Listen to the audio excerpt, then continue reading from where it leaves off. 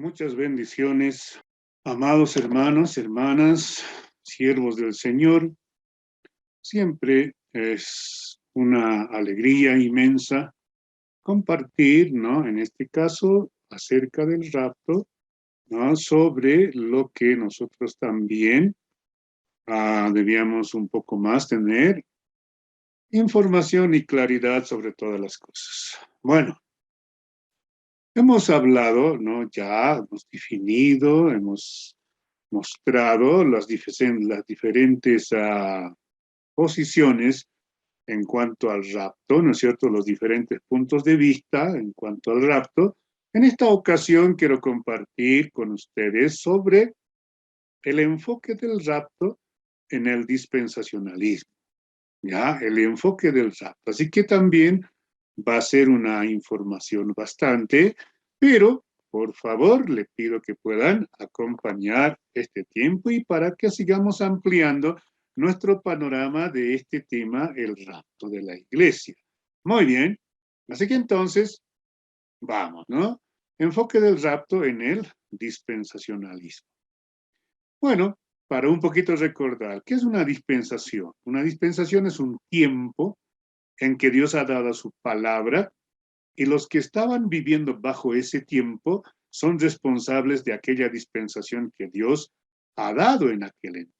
Entonces, usted puede ver que se va dividiendo, ¿no? La palabra de Dios por dispensaciones y bueno, han llegado hasta la séptima dispensación, entonces a una sección de la palabra pertenece a una dispensación y uno es responsable solamente de lo que Dios ha dicho en ese tiempo.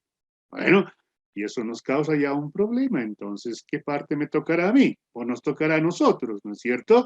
Entonces tenemos, pero no vamos a discutir ahora ahí, pero eso es lo que se entiende por una dispensación. Pero nuestro tema es ver el rapto en el dispensacionalismo. ¿Cuál es el enfoque, no es cierto, que ellos tienen? Así que, conceptos acerca del rapto, ¿no? Eso es lo que tenemos. Bueno, dicen ellos, los dispensacionalistas, los elegidos no pasarán la gran tribulación. Eso ya hemos hablado, lo hemos reiterado varias veces, ¿no es cierto? Entonces, pero eso es lo que hablan. El rapto es secreto, dicen, ¿no? Claro, Jesucristo va a venir de manera secreta, no es visible y por lo tanto, ¿no es cierto? No lo vamos a ver, sencillamente la gente va a desaparecer y listo, ¿no es cierto? Entonces no es la segunda venida, tampoco. Eso es lo que nos dicen. Ahora, solamente voy a mencionar en esta ocasión los pasajes bíblicos, ¿no? Que ellos usan justamente para decir eso, ¿no? Él viene por sus santos en el rapto. Esa es la otra precisión que ellos nos van a siempre estar poniendo a nosotros, ¿no? El rapto será antes de los 7 años de la tribulación. Esto es el enfoque, el punto de partida que tienen los dispensacionalistas. Ahora, algunos pasajes que ellos manejan, por ejemplo, es lo siguiente, Mateo 24, 37 al 41. Ahora usted, si recuerda ese pasaje está hablando Jesucristo cuando Él va a regresar, ¿qué va a pasar? Cuando Él venga, ¿no es cierto? Entonces, dos van a estar en el campo, uno va a ser tomado, dos mujeres van a estar en un molino, la una será tomada, pero ahí está hablando de la segunda venida como tal, ¿no es cierto? Entonces, pero es el pasaje que ellos usan para decir que así ha de ser. Muy bien. El otro pasaje que usan es el pasaje de las 10 vírgenes, ¿no? De la parábola de las 10 vírgenes en Mateo 25, 1 al 13, cuando está hablando de, ¿no? De las 5 prudentes, de las 5 insensatas, todo aquello. Esa es la otra base, ¿no? Cuando hablan de la separación y del rapto. Y básicamente eso es lo que vienen manejando sobre eso. Entonces, estos son algunos conceptos que ellos tienen. Ok, pero ahora sí requiero su atención. Orígenes del dispensacionalismo. ¿Cómo es que comenzó? ¿Cuándo comenzó? Eso es una de las cosas muy, muy importantes que nosotros debemos considerar. Claro. ¿Por qué? Porque tiene que ver con eso, ¿no? Con ese origen, con ese inicio, ¿no es cierto? Entonces, cuando decimos orígenes, es que no siempre se ha pensado así dentro de la iglesia. cristiana, ¿no? No siempre ha sido esa la enseñanza que hoy por hoy se ha popularizado y es muy, muy, muy conocido. Y en este caso yo aquí me voy a remitir al autor José Grau, ¿no? En su libro volumen 11 de todo el juego de 12 volúmenes de educación y formación teológica, ¿no es cierto? Está ahí. ¿Por qué? Porque a mi juicio él es el que más ha ordenado, ha trabajado, ha investigado sobre este punto, por esa razón, ¿no? Hay otros autores que hablan, pero lo hablan de una forma un poco no muy sistemática, ¿no es cierto? Entonces, en ese sentido. Ahora vamos entonces, orígenes del dispensacionalismo. Ahora vamos a entrar, ¿no? Ahí. Este es un dato importante. En abril de 1830, Margaret MacDonald, una señorita de 15 años de Escocia, ¿no es cierto? Ella ha testificado de qué, de que ha recibido una revelación de Dios acerca de la segunda venida de Cristo. Y que la segunda venida de Cristo va a ser en 2 etapas. Esa fue la revelación que ella recibió, ¿no? Esta cristiana, esta señorita escocesa, ha recibido en este año, diciendo que la segunda venida está en 2 partes. Uno, que el rapto va a ser antes y después recién será la segunda venida del Señor. Entonces, eso es lo que ha comenzado, ¿no? Lo que hoy se conoce como el dispensacionalismo. Decían, ¿no? Entonces, en la primera, para recoger a un grupo selecto de creyentes que sería arrebatado al cielo para ir al encuentro del Señor. Y en el segundo, ya no vendría Cristo con toda la iglesia, ¿no es cierto? Y bueno, para cumplir con su tarea de juez. Pues aquí ha comenzado. Aquí en este año es el que ha comenzado de que el rapto va a ser antes y después de 7 años va a ser la gran ópera, la segunda venida de Cristo, de 1830 a este lado, ¿no es cierto? Ahí, antes de este año, no se pensaba, no se tenía la perspectiva que hoy por hoy está muy conocida. Ahora, frente a esto hay muchas reacciones. Y a mí me gustaría que si ustedes pueden buscar ese libro de José Grau, ¿no? A tomo 7, si no estoy equivocado, de los cursos de formación teológica evangélica. Así se llama la serie de libros, entonces me gustaría que puedan revisar, porque hay bastante para leer ahí.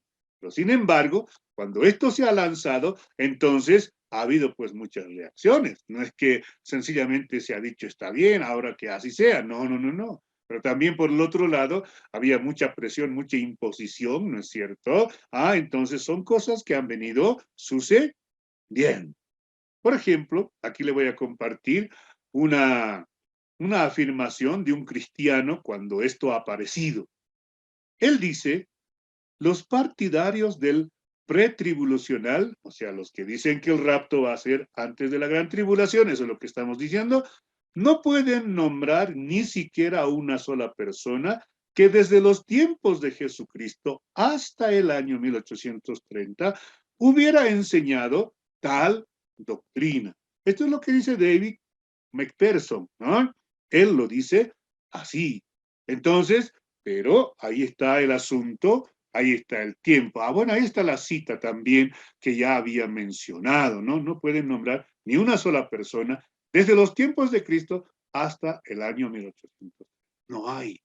Nunca se ha pensado, nunca se ha enseñado de ese modo. Pero a partir de esa revelación que tuvo Margaret, entonces sí han comenzado a enfatizar y a llevar. Y bueno, hay mucho que hablar sobre esta parte de la historia, ¿no es cierto? Porque dicen que este tipo de documentos no eran accesibles, pues ahora no, ya son accesibles, entonces se conoce realmente de cómo ha comenzado este asunto.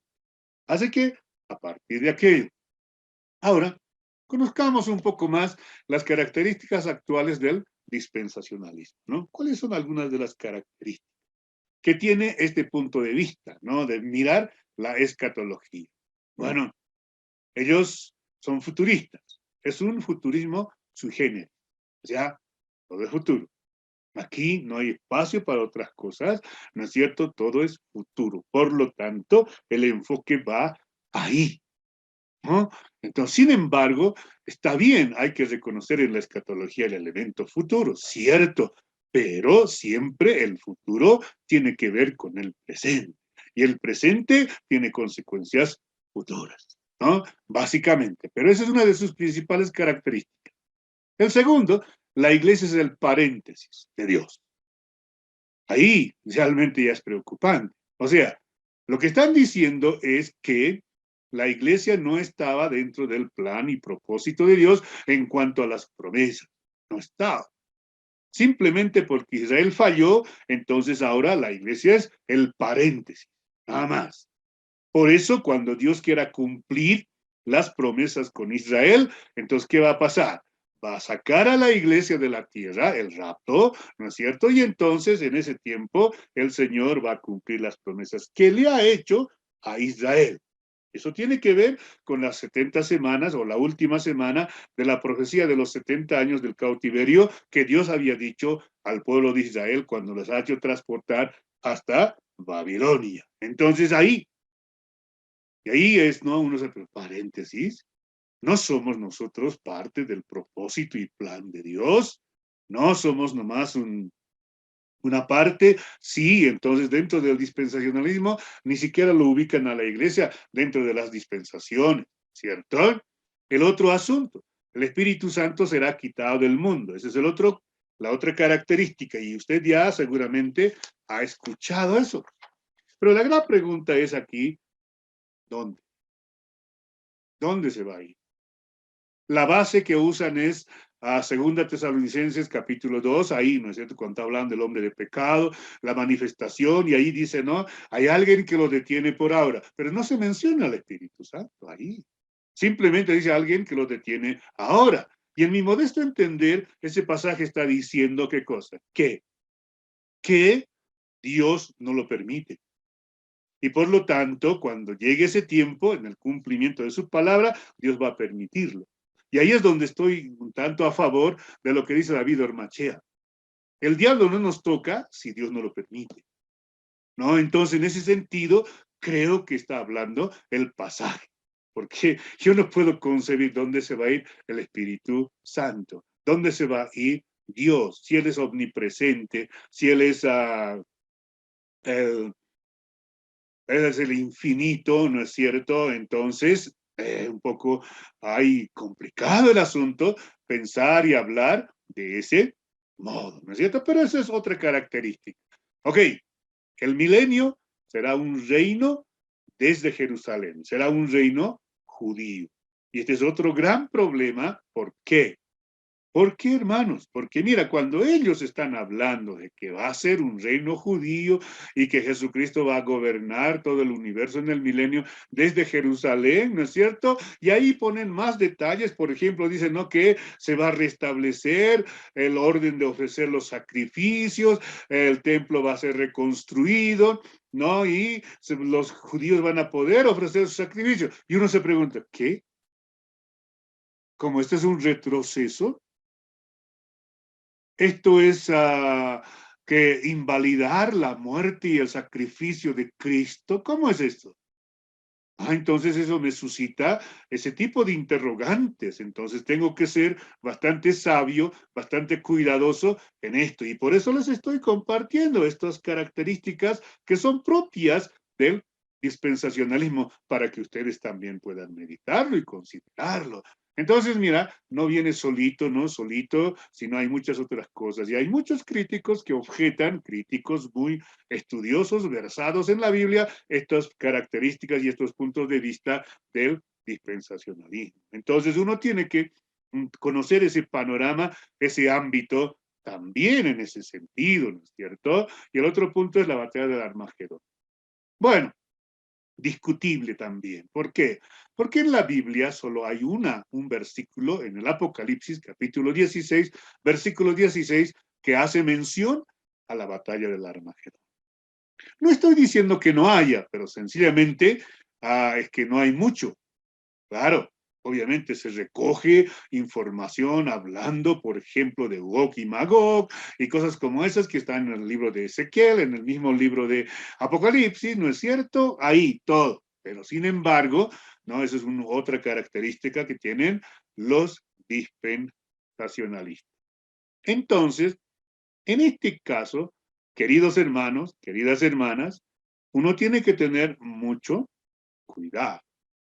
Y aquí hay una advertencia que da José Grau en su libro, ¿no? En la página 184, y se lo voy a leer de una forma textual.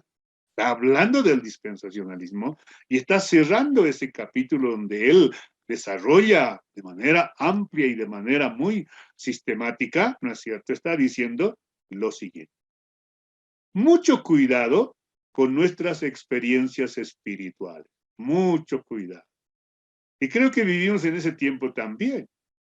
Yo puedo tener una experiencia espiritual distinta, el otro, pero el hecho que yo tenga una experiencia espiritual un poco diferente del otro, no me autoriza a mí de que mi experiencia espiritual sea llevada al nivel de una doctrina.